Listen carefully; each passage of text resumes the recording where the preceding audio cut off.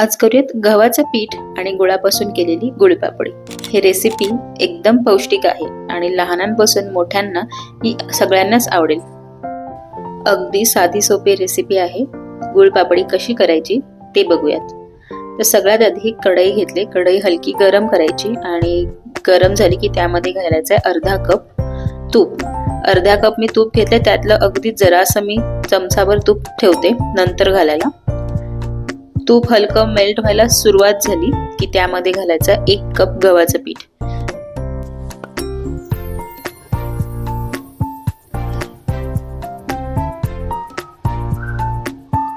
तुम्हाला जर हवं असेल तर तुपाचं प्रमाण तुम्ही वाढवू शकता। मी इथे जास्त मला तुपकट वडा करायचे नाहीये, त्यामुळे जितकं पीठ घेतले त्याच्यात अर्ध मी इथे तूप घेतले। तूप सुद्धा माझं रूम टेम्परेचर वरती आहे। मी त्याला स्पेशली असं गरम वगैरे करून मग मेजर केलं नाही। रूम टेम्परेचर वरती जसं तूप असेल तसं तूप मी अर्धा कप मेजर केलेलं आहे। आता हे पीठ चांगलं भाजून घ्यायचंय।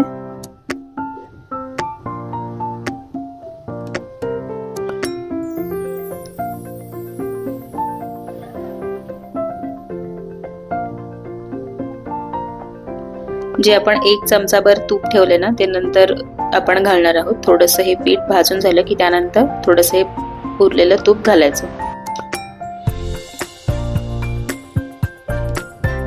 एकदम पण मोठा गॅस ठेवू नका, नाहीतर पीठ व्यवस्थित भाजलं जाणार नाही। रंग त्याचा एकदमच असा डार्क होईल किंवा एकदम असा जळेल। त्यामुळे मीडियम टू लो फ्लेम वरती व्यवस्थित हे पीठ भाजून घ्यायचंय आणि हे 5 ते 10 मिनिटं पीठ भाजून झालं की उरलेलं सगळं तूप यामध्ये घालायचंय आणि याच पिठाचा बदामी रंग येईपर्यंत आपल्याला भाजून घ्यायचंय।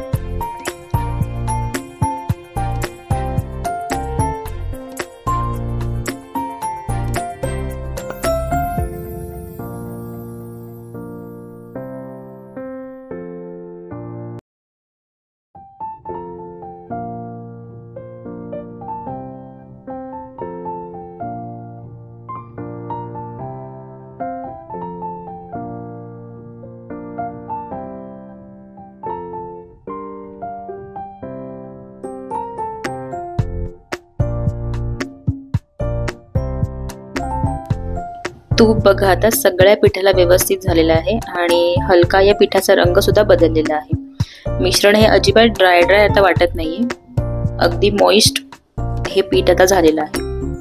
हे पीठ जेव्हा आपण भाजू ना तेव्हा या पिठाचे गोळे राहता कामा नयेत। सगळं असं चमच्याने प्रेस करत करत सगळे जर काही लम्प्स असतील, काही गोळे असतील ते फोडून घ्यायचे।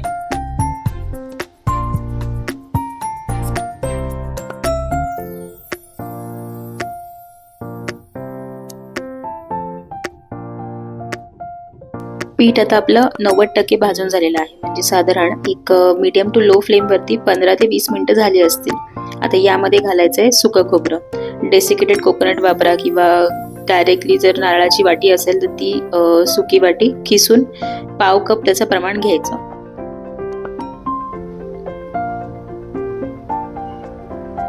आता हे या पिठासोबत सुकं खोबरं सुद्धा भाजून घ्यायचंय।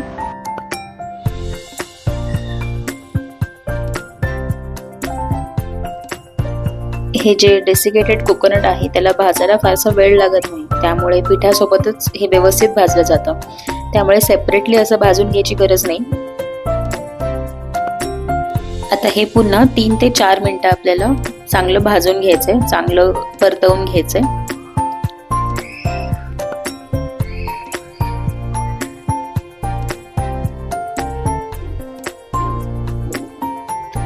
पिठाला कढईमध्ये अजिबात असं मोकळं सोडायचं नाही, नाहीतर ते पटकन करपू शकतं। सतत याला असं परतवून घ्यायचंय कढईमध्ये, म्हणजे सगळ्या पिठाला सारखा रंग येतो।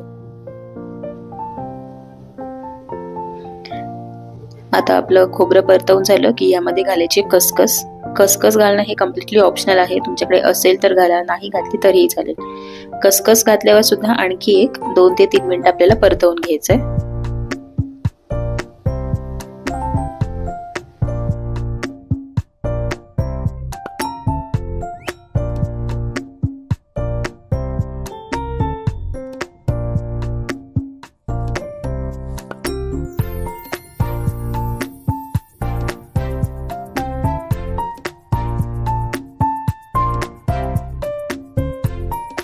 आता यामध्ये घालायचं आहे जायफळ।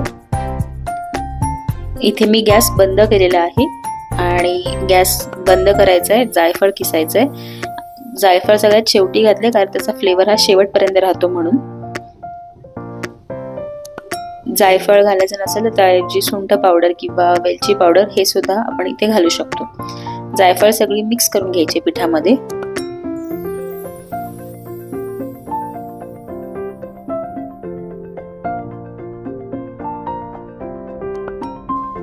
जायफळ सगळी मिक्स करून झाली की यामध्ये घालायचं गुळ।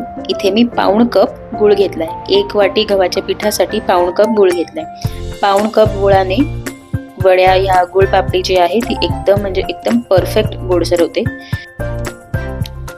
जर तुमच्या आवडीनुसार जर अजून गोड हवं असेल तर गुळाचं प्रमाण आणखी थोडंसं वाढवू शकता। गुळ घेताना एकदम बारीक चिरून घ्यायचा आहे, त्यामुळे तो पटकन या पिठामध्ये मेल्ट होतो। गॅस मी ऑलरेडी बंद केला होता जेव्हा मी जायफळ किसत होते तेव्हाच, आणि त्यानंतर गुळ घालायचा आहे। त्यामुळे आता आपली कढई गरम आहे आणि पीठही गरम आहे, त्यामुळे गुळ हा पटकन त्यामध्ये मेल्ट होतो, एकजीव होतो।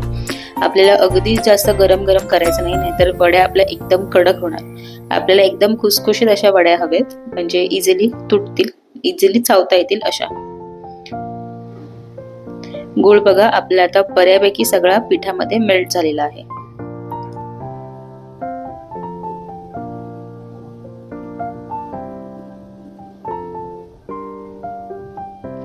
गुळ आपण बारीक किसून घेतला ना, बारीक किसून किंवा बारीक चिरून घेतला ना की तो पटकन पिठामध्ये विरघळला जातो।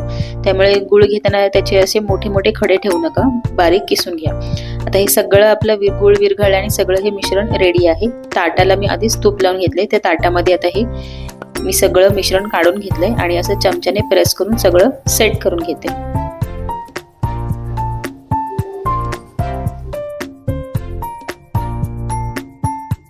हे गुळ पापडीचं मिश्रण ताटात आता व्यवस्थित सेट झाले बघा। आता यामध्ये मी अजून थोडीशी खसखस वरती घालते।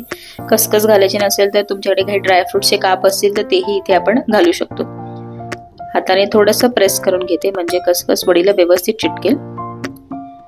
आता सेट करून फक्त 3 ते 4 मिनिटं झाली की लगेचच आता याच्या वड्या कापून घ्यायच्या। मिश्रण एकदमच थंड होऊन देऊ नका, गरम असताना त्याच्या वड्या अशा कट करून घ्या, एकदम व्यवस्थित कट पडतो। जशा लहान मोठ्या हव्या असतील त्या साईज मध्ये अशा कट करून घ्यायच्या।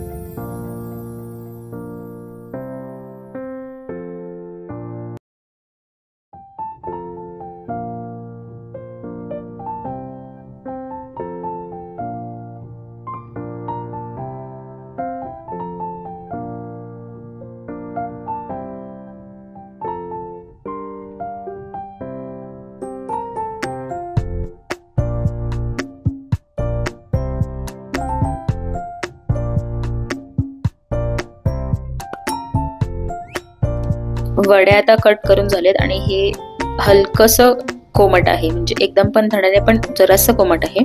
आता ह्या वड्या काढून घ्यायच्या, इझिली निघतात ह्या वड्या। अशा प्रकारे एकदम सोप्या पद्धतीने आणि एकदम कमी साहित्यात आपली गुळ पापडी तयार आहे।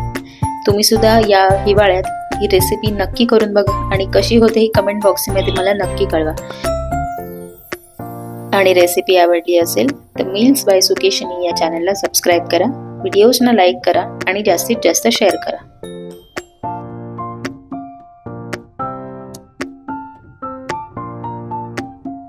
Thank you so much for watching.